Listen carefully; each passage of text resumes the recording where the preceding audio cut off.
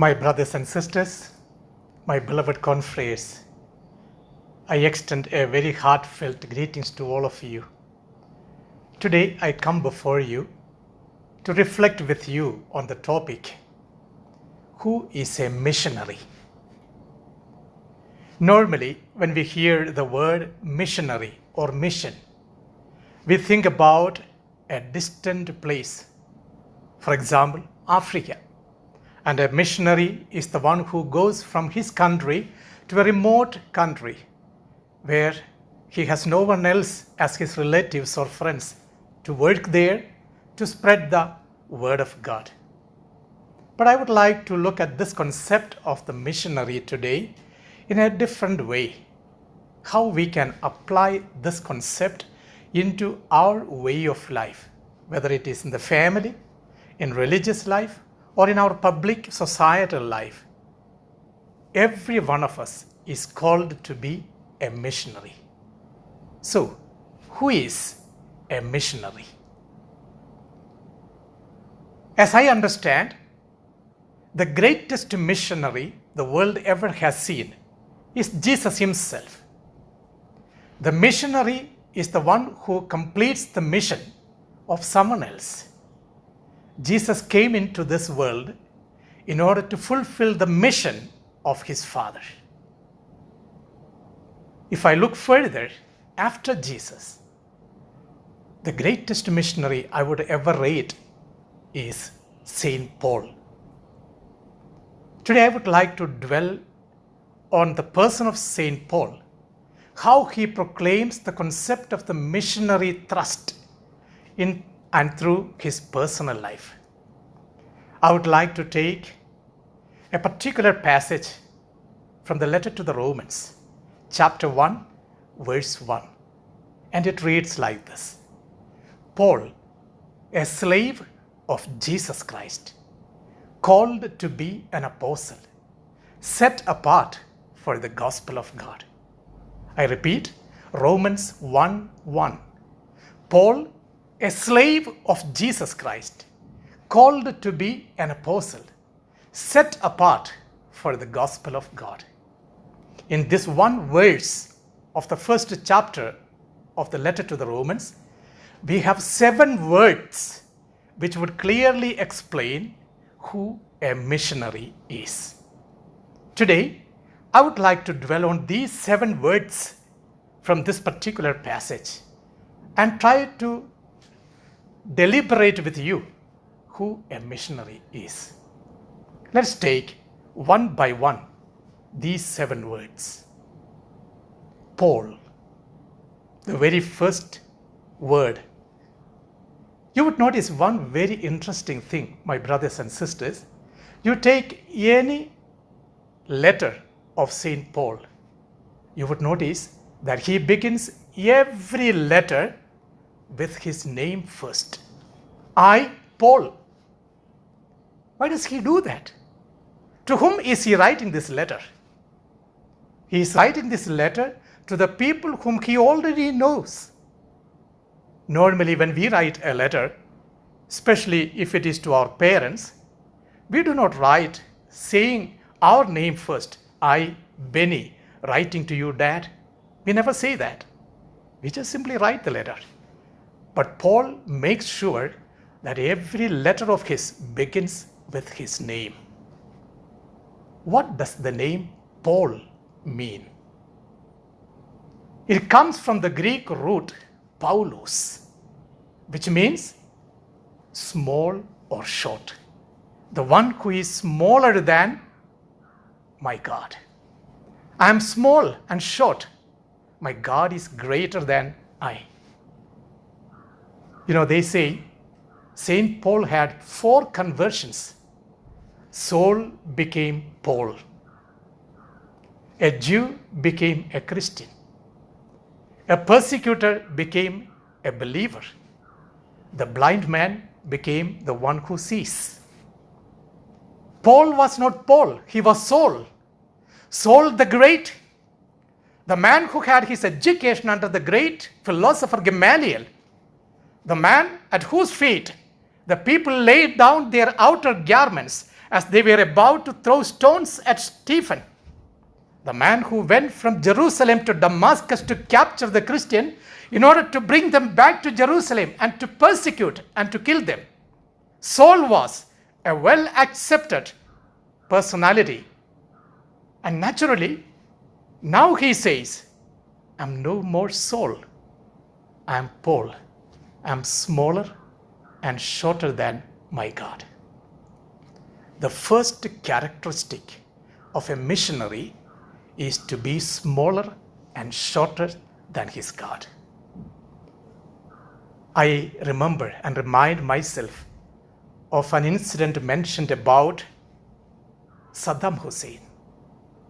As the American soldiers were capturing Baghdad, the capital of Iraq, Saddam went into hiding. And later, after 3 days, they found him in an empty petrol bunk. They brought him up, soldiers standing with the gun to shoot him if he resists. Saddam humps out and he says, I'm Saddam Hussein, I surrender. The very next day, he was brought before the tribunal, naturally, the tribunal of the Americans in Baghdad. As he was brought before the judge, it is said that he was told to bow his head before the judge. It's there that I appreciate him. Shrugging away the soldiers who were standing on both sides of him, he looks at the judge and says, I will never bend my head before you, nor before other authorities. I will bend my head only before Allah. That was a proclamation of faith. My God alone is greater than me, and I worship him and I adore him. Paul, smaller and shorter than my God. And he was proud to proclaim this name. I am Paul. I would like to be smaller than my God. It's only then I can proclaim the name of my God, Jesus Christ. So my brothers and sisters, let's realize this truth first. I have to be smaller and shorter than my God in order to be a missionary. In my family, in my religious community, in the society, in the church, in the world at large, shall I allow my God to take charge of me and let him be greater than me? The second word in this verse is Paul, a slave of Jesus Christ. Slave. You know, if you take the RSV or the NRSV Bible, we would find the translation a bit different. Instead of the word slave, what is used there is servant. Perhaps it is to accommodate itself into the culture of the people who are reading that particular passage. For example, here in India, the word slave is something derogatory. We never use it in our common language. We never say that at home, I have got 2 slaves. Instead, we would say, at home, we have 2 servants. It's acceptable. But in fact, St. Paul, in his letter to the Romans, is using a special word called Dulos, which means a slave. Dulos is a Greek word, and he literally meant that I am a slave of Jesus Christ. Not a servant, a slave. At that time, when Paul was writing this letter to the Romans, in Rome, there were many slaves. And you know, slaves were sold. They were bought by the masters who had sufficient money. Some masters had a battalion of slaves whom they made use for their purposes. Therefore, to become a slave, one has to have certain characteristics. What is the speciality of a slave? A slave belongs to the master. He has the identity and the address of the master.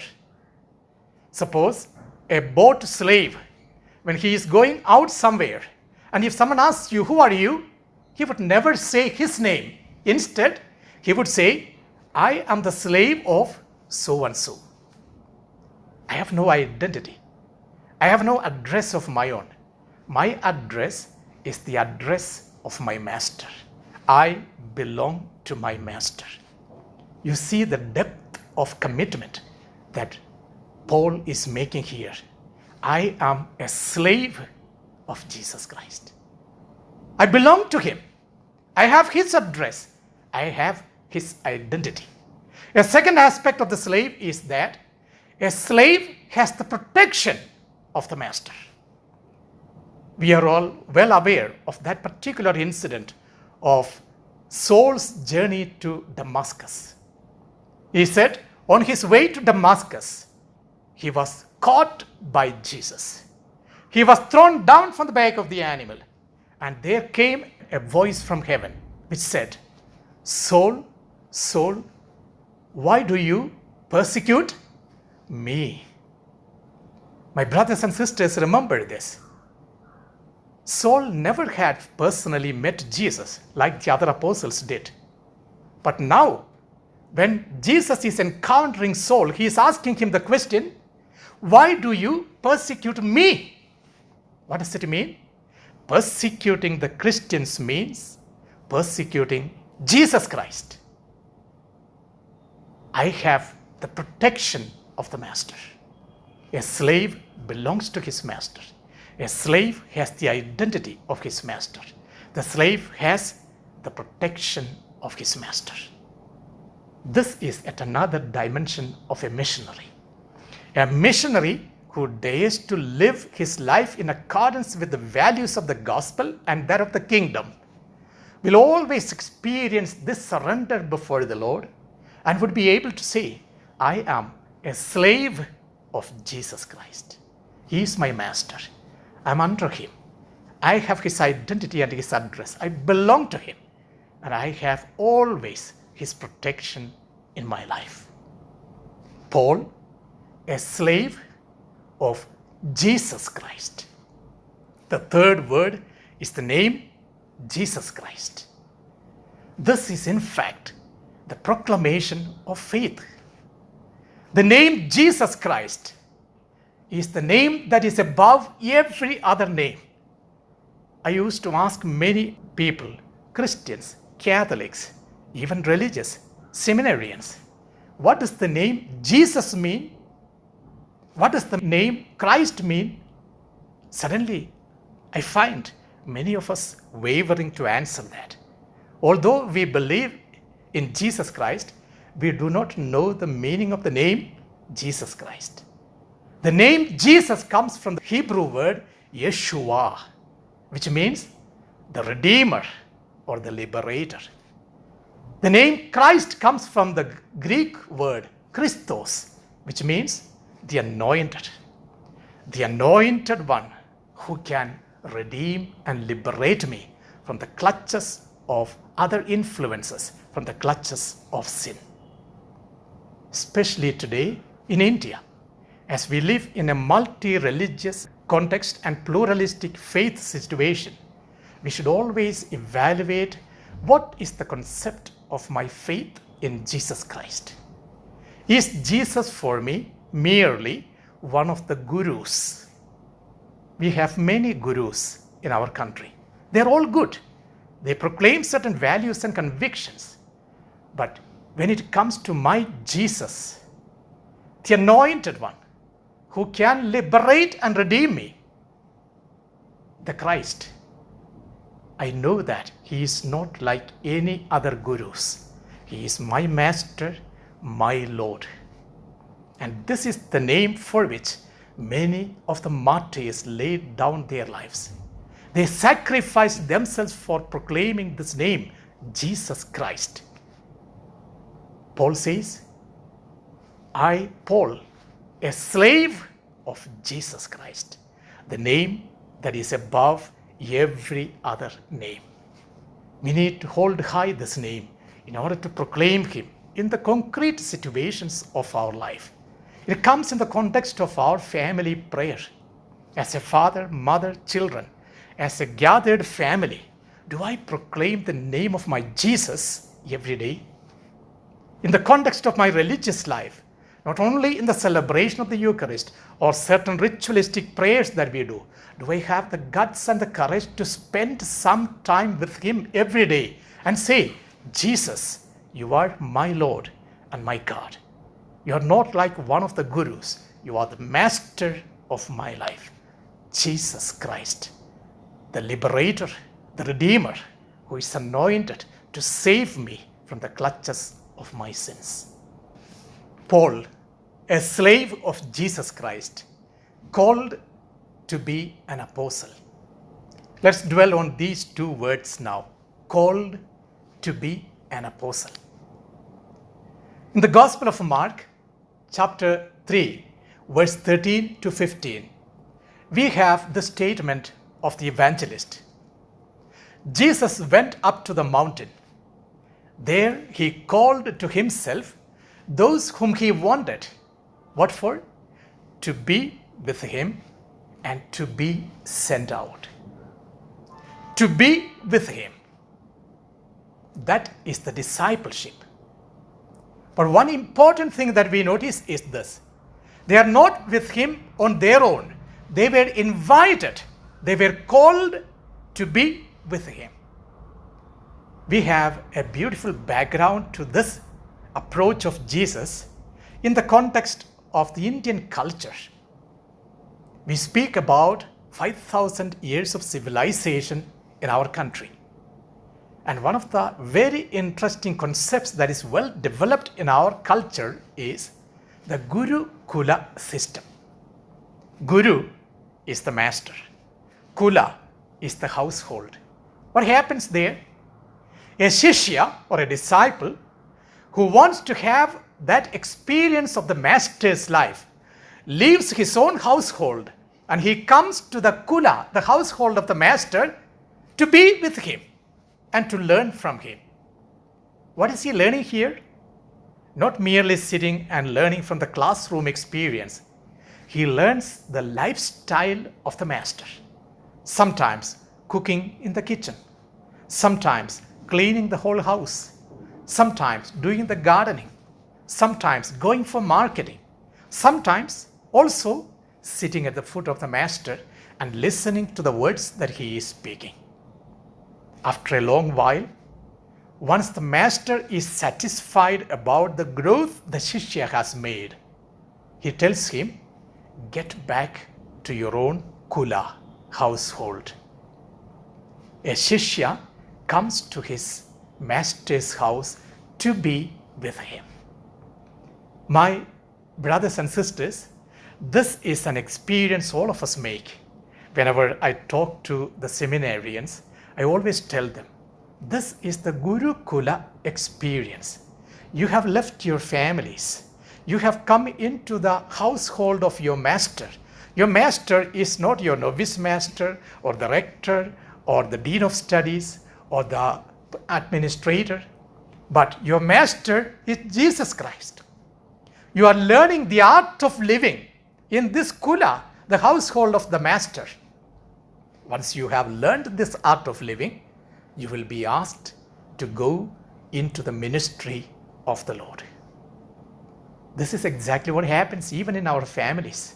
Our children learn the lifestyle of this household from the way the father, mother, and children are living. Therefore, it is a calling, an invitation to be in the company of the master. Paul, a slave of Jesus Christ, called to be an apostle. And therefore he was proud to say that I have not simply come in here. I'm invited by my master, Jesus Christ. He called me Saul, Saul, and he changed me into Paul and made me what I am. I have learned with my personal experience of him that he is my Lord and my master. Paul, a slave of Jesus Christ, called what for? To be an apostle. The word apostle comes from the Greek root apostolos, which means the one who is sent. An apostle is the one who is sent after being called. He is sent to proclaim the word. He is sent to explain to the humanity what he has experienced in the Kula, the household of the master. He is sent to explain his experience of the divine in and through his correspondence, relationship with the master.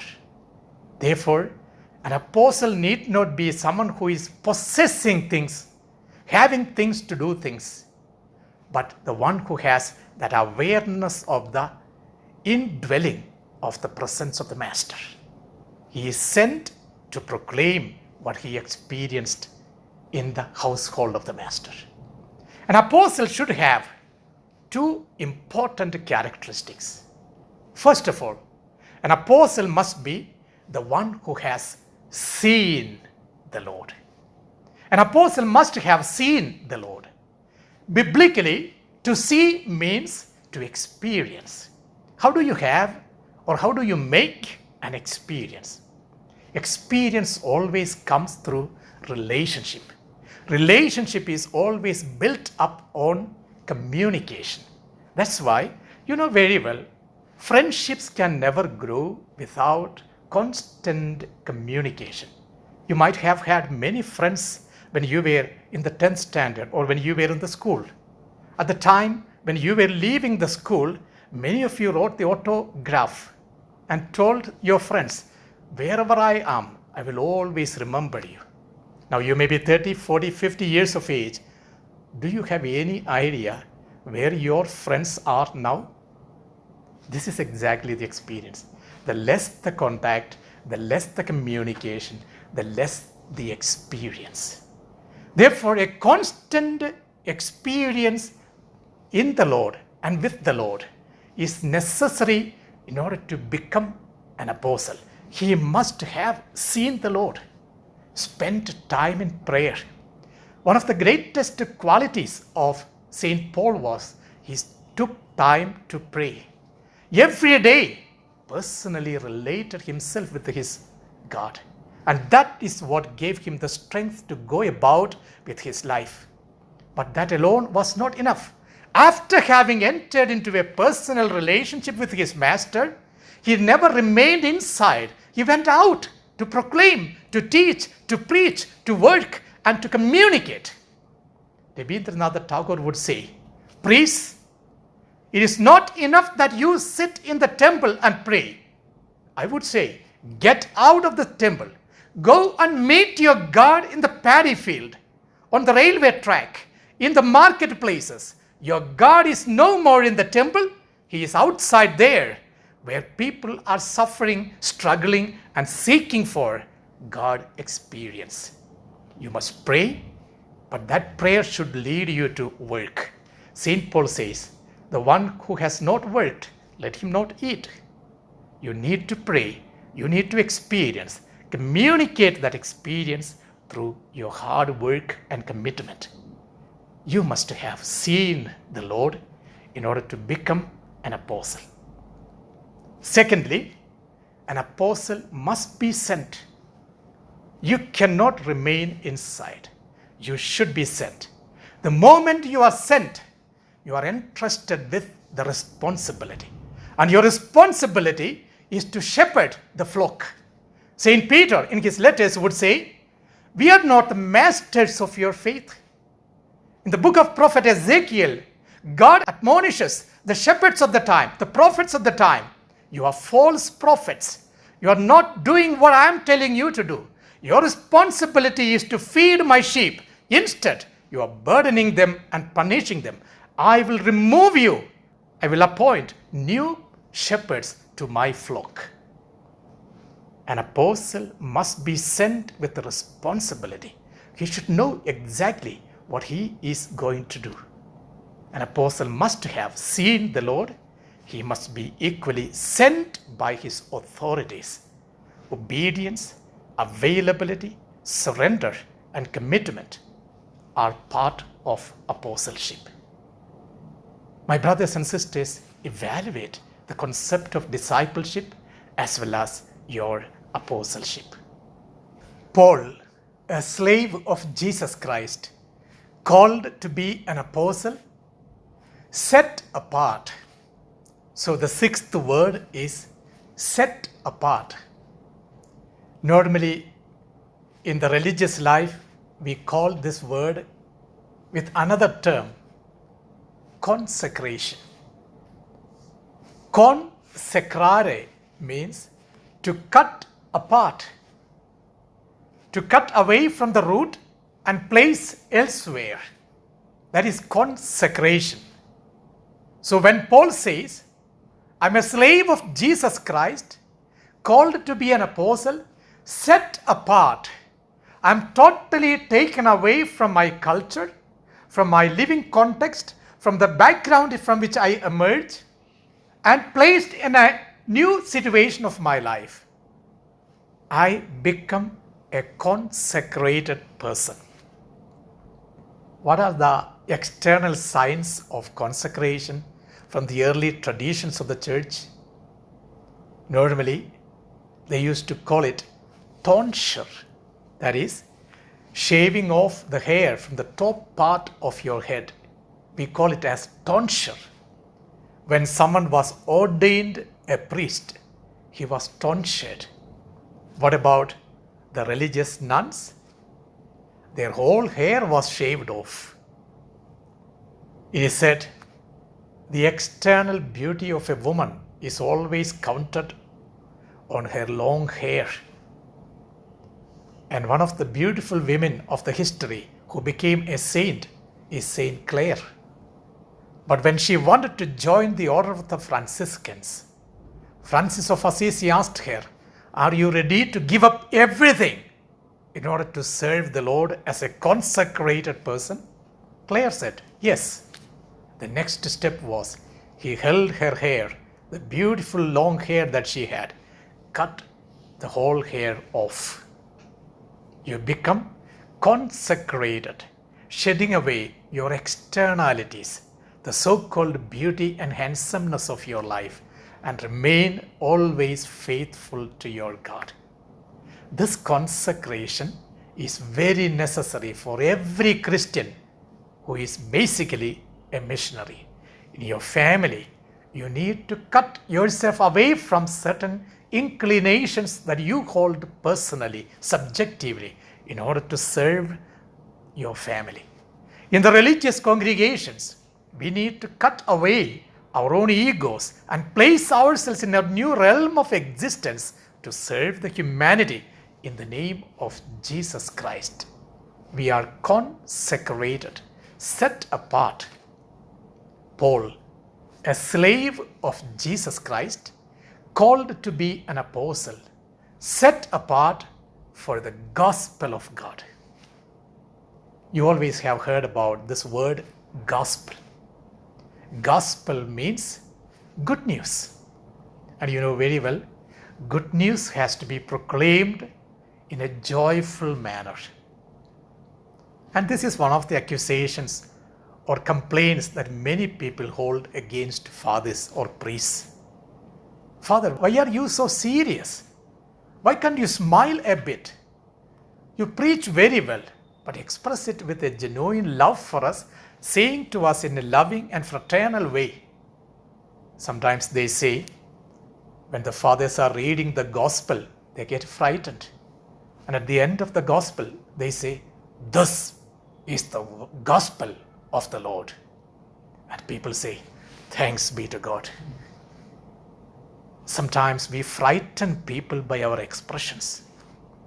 Our approach to the humanity, to the people who are entrusted to our care, should be a joyful approach. We are people who are called to preach the good news. I was just looking into the web and seeing what is the lifespan of an Indian. And it is said, men live in India at an average lifespan of 67 plus years. And women, 69 plus. Plus means 69.2 or so. Universally also we would find women live longer than men. Extra advantage. Maybe because they have a soft heart. They express all what they feel without holding it for themselves.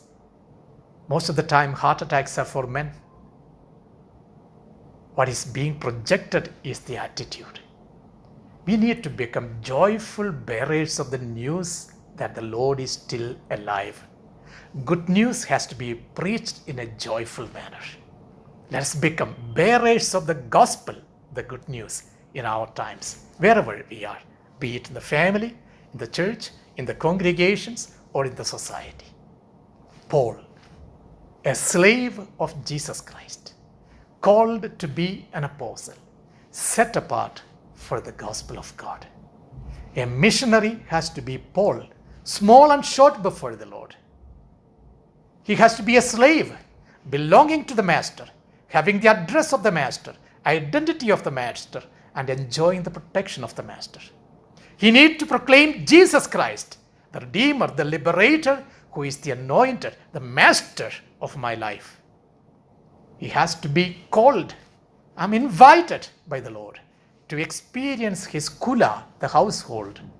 He must be an apostle, the one who is sent, and he has to see the Lord, experience the Lord, and proclaim him in his life. A missionary must be consecrated, set apart specifically. What for? To proclaim the good news of the Lord. Let us enjoy our vocation to be missionaries in this world. Thank you.